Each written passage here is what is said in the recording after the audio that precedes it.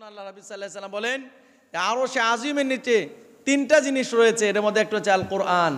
কোরআন বান্দার ব্যাপারে ঝগড়া করবে। আর একটা হচ্ছে আমানতদারি, আমানত, যারা মানুষের আমানতের কোনো খেয়ানত করে না, রাষ্ট্রের দায়িত্ব নেওয়ার পরে আমানতের কোনো খেয়ানত করে না, কোনোভাবেই আমানতের খেয়ানত করে না, এরকম আমানতদার যারা, যারা এই আমানতকে নষ্ট করে না, এই আমানতও যারা আমানতদারি হবে, সে যে আমানত রক্ষা করেছে এই আমানত তার ব্যাপারে সুপারিশ করবে। এরপরে আল্লাহ রাব্বি সাল্লাল্লাহু আলাইহি ওয়াসাল্লাম বলছেন আত্মীয়তা, আত্মীয়তা, আত্মীয়তার বন্ধন ঠিক রাখা। যারা আত্মীয়তার বন্ধন ঠিক রাখে আল্লাহ তাআলা এই আত্মীয়তার বন্ধনকে ওই দিন রূপ দিবেন, আর এই আত্মীয়তার বন্ধন আল্লাহর কাছে সুপারিশ করবে এই বান্দাকে ক্ষমা করানোর জন্য, আর আল্লাহ তাআলাও এটাকে গ্রহণ করে নেবেন। তো দেখেন কত বড় কথা যে আমরা তো আজকে সুপারিশকারী খুঁজি। তো কোনো ব্যক্তির মধ্যে যদি এই তিনটা আমল থাকে, কোরআনে কারীমের তিলাওয়াত করে, আজমতের সহিত তিলাওয়াত করে, আত্মীয়তার বন্ধন ছিন্ন না করে, এরপরে আমানতদারি, যে কোনো আমানত হোক। আজকে বড় মানুষ আমানতের বড় খেয়ানত করে, হ্যাঁ, ওয়াদার বড় খেলাপি, ওয়াদা রক্ষা করতে চায় না। এটা খুব মারাত্মক পাপ। মানুষ মনেই করে না যে ওয়াদা দিছি, ওয়াদা রক্ষা না করলে কি হবে, আমানত রক্ষা না করলে কি হবে। রাসূল করিম সাল্লাল্লাহু আলাইহি ওয়াসাল্লাম এক হাদিসে বলেন, যার মধ্যে আমানতদারিত্ব নাই তার মধ্যে ঈমানই নেই, ঈমানই নেই। এই জন্য খুব সাবধান। এরপরে আল্লাহর হাবিব সাল্লাল্লাহু আলাইহি ওয়াসাল্লাম আর একটা হাদিস বর্ণনা করছেন যে যারা কোরআনের ধারক বাহক হয়, কোরআনে কারীমকে হেফজ করে, কোরআনে কারীমকে মুখস্থ করে, কোরআন নিয়েই পড়ে থাকে, তাদের শান মর্যাদা কিয়ামতের দিন কেমন হবে আল্লাহ রাব্বি সাল্লাল্লাহু আলাইহি ওয়াসাল্লাম বলেন, যেটা আব্দুল্লাহ ইবনে আমর রাদিয়াল্লাহু তাআলা আনহু হাদিসটা বর্ণনা করছেন। আন আব্দুল্লাহ ইবনে আমর রাদিয়াল্লাহু তাআলা আনহু قال قال رسول الله صلى الله عليه وسلم يقال لصاحب القرآن اقرأ وارتقي ورتل كما كنت ترتل في الدنيا فإن منزلك عند آخر آية تقرأها। আল্লাহর হাবিব সাল্লাল্লাহু আলাইহি ওয়াসাল্লাম বলেন, কিয়ামতের দিন সাহেবে কোরআনকে বলা হবে, অর্থাৎ হাফিজ কোরআন, যারা দুনিয়াতে এসে কোরআনে কারীমকে মুখস্থ করছেন, কোরআনে কারীমকে মুখস্থ করছেন। আজকে অনেক মানুষ মনে করে কোরআন মুখস্থ করে কি হবে, এটা অনর্থক সময় নষ্ট করা। এর চেয়ে ছেলেকে ডাক্তার বানানো, ইঞ্জিনিয়ার বানানো, প্রফেসর বানানো অনেক উত্তম। এই সমস্ত ভাইদেরকে বলবো, আপনি এই হাদিসটা নিজে পড়েন। আল্লাহ হাবিব সাল্লাল্লাহু আলাইহি ওয়াসাল্লাম বলছেন, কিয়ামতের দিন সাহেবে কোরআন, যে কোরআনে কারীমের হেফজ করছে, কোরআনে কারীম মুখস্থ করছে, আল্লাহ তাআলা বললেন নিকালু লিসাহিবিল কোরআন ইকরা ওয়ারতাকি ওয়ারাত্তিল কামা কুনতা তুরাত্তিলু ফিদ দুনিয়া। হে হাফিজে কোরআন, তুমি দুনিয়াতে যেভাবে কোরআনে কারীম পড়ছো, আজকে তুমি কোরআনে কারীম ওইভাবেই তুমি তেলাওয়াত করো। অর্থাৎ যেভাবে তুমি সূরা ফাতিহা, এরপরে সূরাতুল বাকারা, সূরাতু আল ইমরান, এরপরে সূরা নিসা, সূরাতে মাইদা, এভাবে যেভাবে তুমি কোরআনে কারীম দুনিয়াতে তেলাওয়াত করছো, আজকে তুমি এভাবে কোরআনে কারীম তেলাওয়াত করতে থাকো। আর কি করো, ফা ইন্না মানজিলাকা ইনদা আখিরি আয়াতিন তাকরাউহা, এক একটা কোরআনের আয়াত তুমি তেলাওয়াত করবে, আর তোমার এক একটা মর্যাদা বৃদ্ধি পাবে, এক একটা মর্যাদা বৃদ্ধি পাবে। যেখানে তোমার কোরআনে কারীমের আয়াত শেষ হবে, ওইখানেই তোমার মর্যাদা শেষ হবে। তো বলেন, কোনো মানুষ যদি শুধু এই একটা হাদিস মানার জন্য নিজের ছেলেকে অথবা নিজে, প্রথমে হচ্ছে নিজে যদি কোরআনে কারীম এর হাফেজ হয়, তাহলে কত মর্যাদা।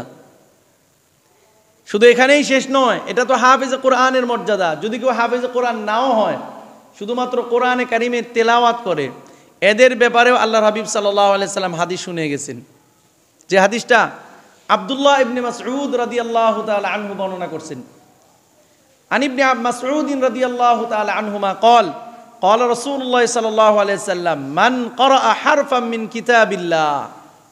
আল্লাহর হাবিব সাল্লাল্লাহু আলাইহি সাল্লাম বলেন, মান ক্বরাআ হারফাম মিন কিতাবিল্লাহ, যে ব্যক্তি আল্লাহ পাকের কালাম কোরআনুল কারীমের একটা হরফ পড়বে, একটা হরফ, হারফাম মিন কিতাবিল্লাহ, কোরআনে কারীমের একটা হরফ পড়বে,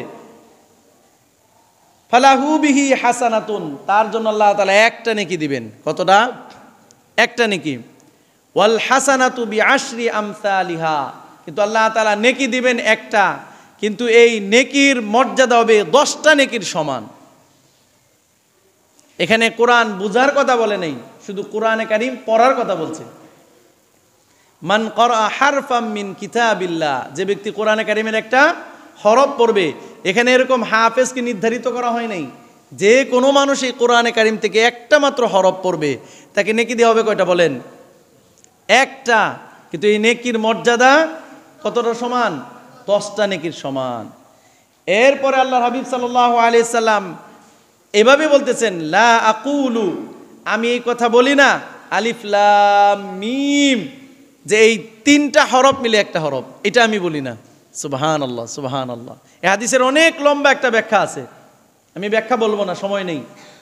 আল্লাহ হাবিব সাল্লাল্লাহু আলাইহি সাল্লাম বলেন, লা আকুলু, আমি এই কথা বলি না আলিফ লাম মিম একটা হরফ, বরং ওয়ালাকিন আলিফুন হারফুন ওয়াল লাম হারফুন ওয়া মিম হারফুন, বরং এখানে আলিফ একটা হরফ, লাম একটা হরফ, মিম একটা হরফ। শুধু কোনো ব্যক্তি যদি আলিফ লাম মিম পড়ে তো আল্লাহ তাআলা তার আমল নামায় 3টা নেকি দিবেন, কিন্তু 3টা নেকি 30টা নেকির সমান। এই জন্য হাফেজের প্রয়োজন নেই, শুধু কোরআনে কারীমের তেলাওয়াত করলেই হবে। তো দেখেন, এরপরে কেউ যদি কোরআনে কারীমের বেশি বেশি তেলাওয়াতকারী হয়, হাফেজ হয় নাই কিন্তু কোরআনে কারীম বেশি বেশি তেলাওয়াত করে, আর যদি হাফেজ হয় তো নূরুন আলা নূর। এই ব্যাপারেও আল্লাহর হাবিব সাল্লাল্লাহু আলাইহি সাল্লাম একটা হাদিস বর্ণনা করছেন, যে যে ব্যক্তি কোরআনে কারীম দুনিয়াতে তেলাওয়াত করে, বেশি বেশি তেলাওয়াত করে, এবং কোরআনে কারীমের মধ্যে যা আছে তার উপরে সে আমল করে, অর্থাৎ কোরআনে কারীম যেটাকে হালাল বলছে এটাকে হালাল হিসেবে মেনে নেয়, কোরআনে কারীম যেটাকে হারাম বলছে এটাকে হারাম হিসেবে মেনে নেয়।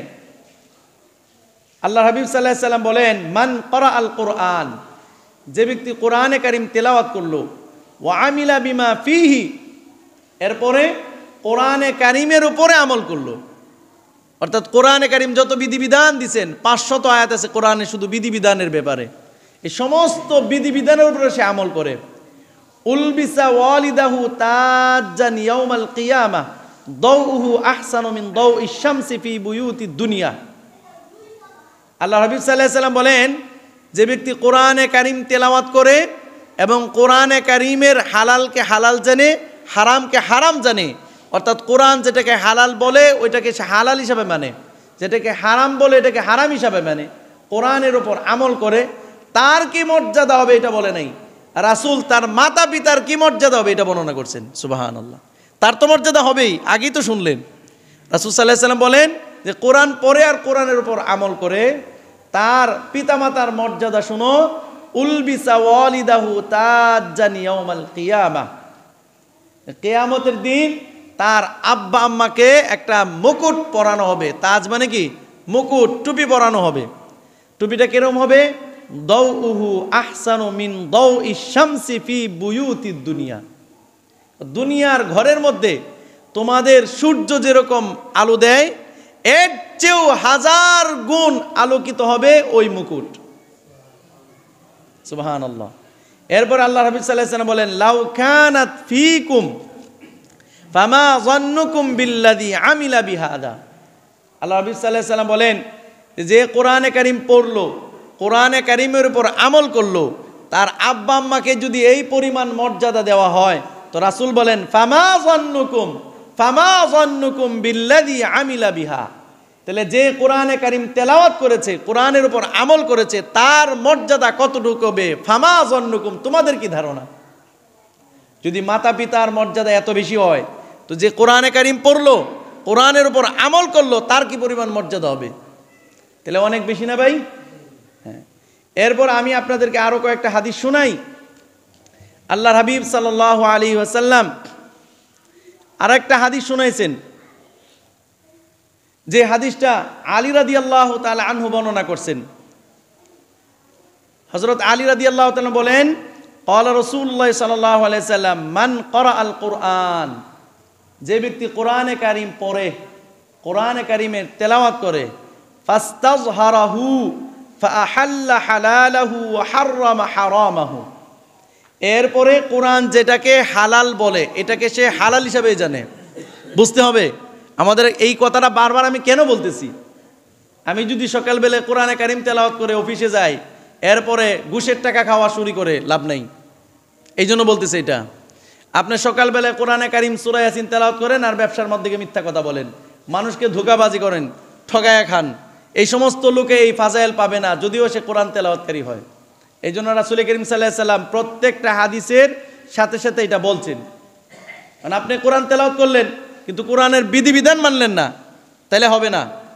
ইহুদি খ্রিস্টান বহু ইসলামের দুশ্মন আছে, কোরআনে কারিম এই জন্য পড়ে, কোরআনের এই জন্য গবেষণা করে কিভাবে কোরআনে কারিমে ভুল ধরা যায় আর মুসলমানের ক্ষতি করা যায়।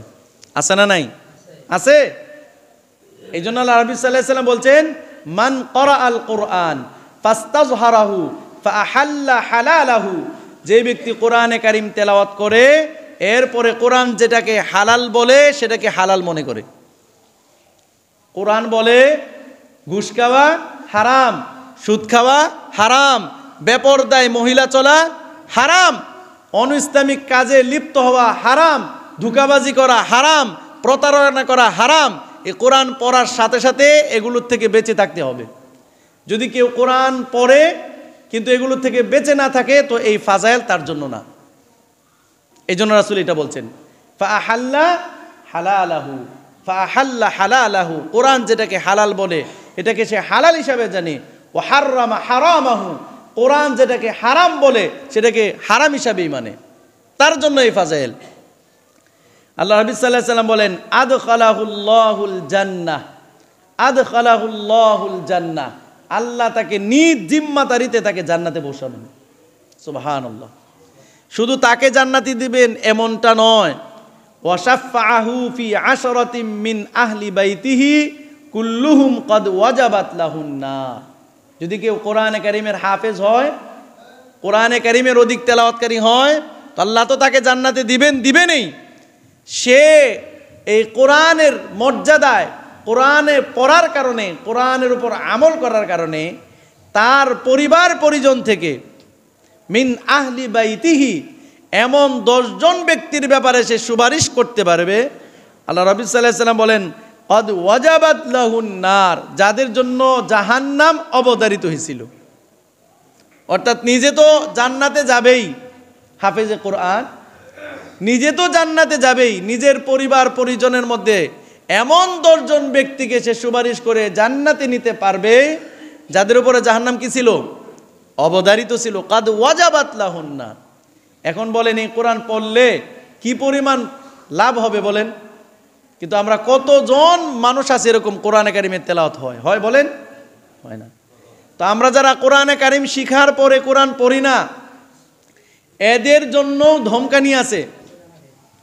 আল্লাহর হাবিব সাল্লাল্লাহু আলাইহি ওয়াসাল্লাম এদের ব্যাপারেও বড় ধমকি স্বরূপ হাদিস শুনাইছেন। এই হাদিসের আওতাভুক্ত অনেক মানুষ। হাদিসটা শোনাবো। আল্লাহর হাবিব সাল্লাল্লাহু আলাইহি ওয়াসাল্লাম মেরাজের রজনীতে জান্নাত দেখছেন, জাহান্নামও দেখছেন, এবং জাহান্নামীদের শাস্তি এইটাও আল্লাহ তাআলা দেখাইছেন। বলেন দেখাইছেন কিনা? তো আল্লাহর হাবিব সাল্লাল্লাহু আলাইহি ওয়াসাল্লাম দেখেন যে এক ব্যক্তি, এক শ্রেণীর লোকদেরকে ফেরেশতারা পাথর দিয়ে তার মাথায় আঘাত করতেছে। তো জিব্রাইল আলাইহিস সালামকে আল্লাহর হাবিব সাল্লাল্লাহু আলাইহি ওয়াসাল্লাম জিজ্ঞাসা করলেন, ভাই জিব্রাইল, তাকে কেন মাথায় আঘাত করা হচ্ছে? তো জিব্রাইল আলাইহিস সালাম বলেন, এরা হচ্ছে আপনার উম্মতের মধ্যে ওই সমস্ত ব্যক্তি হবে যারা কোরআনে কারিম হেফজ করার পরে অথবা কোরআনে কারিম তেলাওয়াত শিক্ষা করার পরে পুরা কোরআনটাই সে ভুলে যায়। নাউজুবিল্লাহ। এখন আমাদের অবস্থা চিন্তা করেন।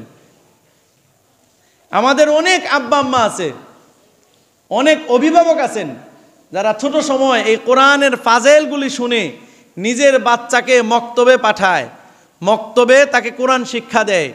যদি পড়ালেখার কারণে মক্তবে নাও পাঠাইতে পারে, বাড়িতে রাইখা, হুজুর রাইখা, এরকম টাকা দেওয়া হইলেও কোরআন শিখায়। বলেন শিখায় কিনা?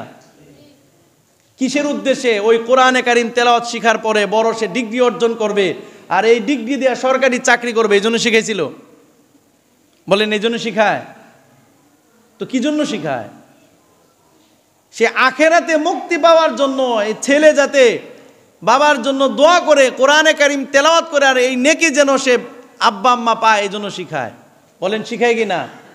কিন্তু আমাদের অধিকাংশ মানুষ নিজের অবস্থা নিজে চিন্তা করেন।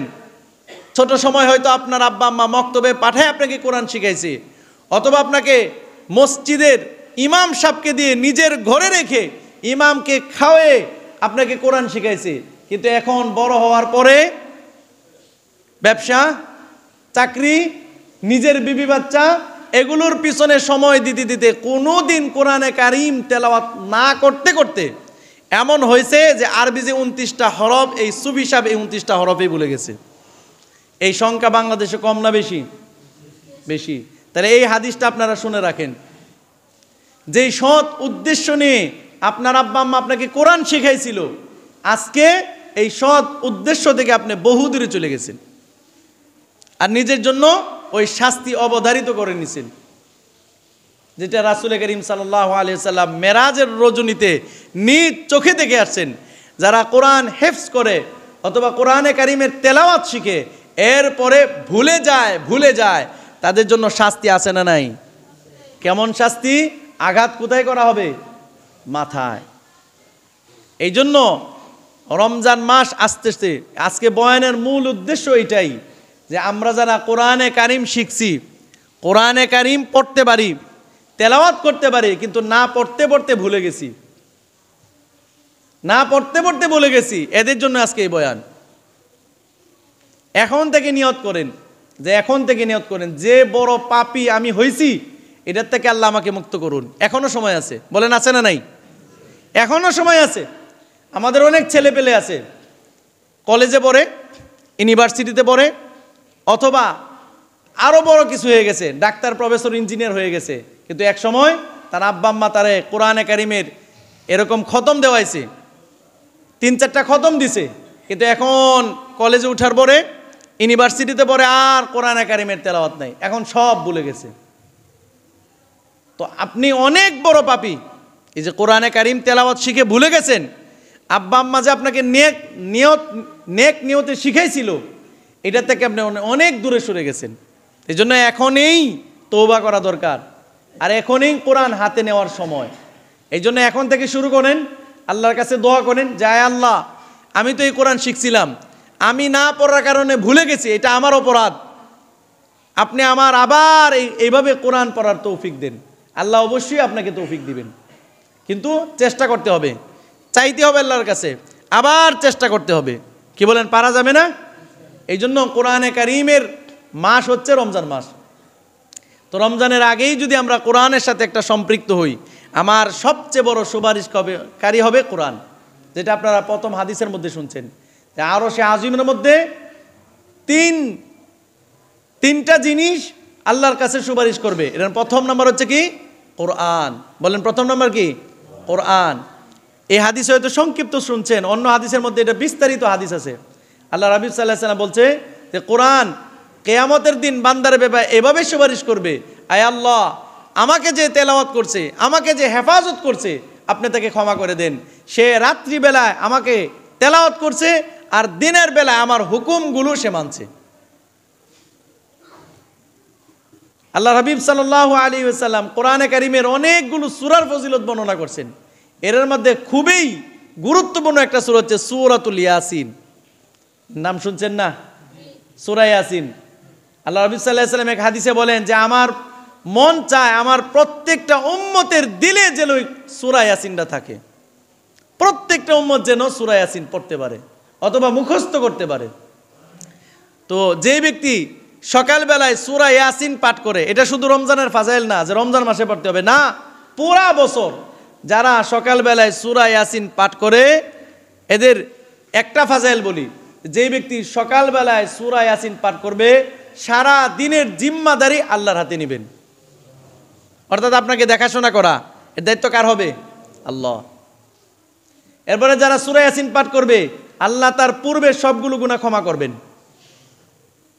যারা সূরা ইয়াসিন পাঠ করবে, আল্লাহ তাআলা তার মর্যাদা বাড়ায়া দিবেন, যে জন্য মানুষ হাজারো টাকা পয়সা খরচ করে, মর্যাদা, মর্যাদা চায়, এমপি হইতে চায়, মন্ত্রী হইতে চায়, হ্যাঁ, মেম্বার হইতে চায়, চেয়ারম্যান হইতে চায়, এগুলো সব মর্যাদার জন্য, যে আমাকে যেন মানুষ সম্মান করে। অথচ আল্লাহ নবী সাল্লাল্লাহু আলাইহি ওয়াসাল্লাম শুনাইছেন, যারা সূরা ইয়াসিন তেলাওয়াত করে, পুরুষ মহিলা যেই হোক, আল্লাহ তাআলা তার সম্মান কি করবেন? বাড়িয়ে দিবেন, বাড়িয়ে দিবেন। এটা বড় কঠিন না। আমরা যারা কোরআনে কারীম শিখছি, পড়তে পারি, ইচ্ছা করলেই আমি সকালবেলা সূরা ইয়াসিন পড়তে পারি। এরপরে কবরের আযাব থেকে বাঁচার একটা বড় সূরা হচ্ছে সূরাতুল মুলক, তাবারাকাল্লাযী সূরা। আল্লাহর হাবিব সাল্লাল্লাহু আলাইহি সাল্লাম হাদিস শুনাইছেন, যারা এই সূরা মুলক তেলাওয়াত করে, সূরা মুলক তেলাওয়াত করে, কবরে তাকে রাখার সাথে সাথে আল্লাহ তাআলা এই কোরআনে কারীমকে, এই সূরা মুলককে যুবকের আকৃতি ধারণ করে তার সাথে পাঠাইবেন। সুবহানাল্লাহ। এই যুবককে বলবে, তোমার কোনো টেনশন নাই, আমি হচ্ছে সূরা মুলক, আমি হচ্ছে সূরা মুলক, আজকে তুমি একা, কিন্তু তুমি একা নও, আল্লাহ আমাকে যুবকের আকৃতি ধারণ করে তোমার সাথে পাঠাইছে। তো ফেরেশতারা যে 3টা প্রশ্ন করবে, এই প্রত্যেকটা প্রশ্নের উত্তর এই যুবক দিবে। সুবহানাল্লাহ। এবং সে বলবে, এই সূরা মুলক বলবে, যতক্ষণ পর্যন্ত তুমি জান্নাতে না যাচ্ছ ততক্ষণ পর্যন্ত আমি তোমার সাথে আছি। তো দুনিয়ার ফাজাইল তো আমরা ঠিকই বুঝি, হ্যাঁ। আজকে যদি দুনিয়ার ফাজাইল বলতাম যে এই ব্যবসা এইভাবে করলে লাভ হয়, এখানে চাকরি করলে লাভ হয়, এখানে চাকরি করলে লাভ হয়, তা আমরা সবাই এটা মানতে রাজি ছিলাম। কিন্তু আমি একবার আখেরাতের কথা চিন্তা করি না, যে টাকা পয়সা, আত্মীয় স্বজন, অর্থ সম্পদ, সমস্ত মান মর্যাদা কোনো কিছুই আমার সাথে যাবে না। বলেন যাবে? এটা তো বাস্তবতা, মানেন আর না মানেন, বাস্তবতা এটাই। কারোর সাথে অর্থ যায়, আত্মীয় স্বজন যায়, হ্যাঁ, এত আদরের স্ত্রী, এত আদরের নাতিন, এত আদরের সন্তান, কেউ যাবে নাকি? কিন্তু কোরআন যাবে আপনার সাথে। এই জন্য কোরআনে কারীম তেলাওয়াত করবো তো ইনশাআল্লাহ। হ্যাঁ, আসেন সবাই ইনশাআল্লাহ নিয়ত করি, আমরা যারা কোরআনে কারীম এরকম শিখছি, এখন থেকে স্টাডি করতে থাকি, একটু একটু করেও পড়তে থাকি, ইনশাআল্লাহ দেখবেন আবার জিহান জাগত আল্লাহ খুলে দিবেন, আবার আপনি কোরআন পড়তে পারবেন। আগে নিয়ত করা দরকার, এরপরে চেষ্টা দরকার, এরপরে সাথে সাথে দোয়া, তো আল্লাহ তাআলা দিয়া দিবেন।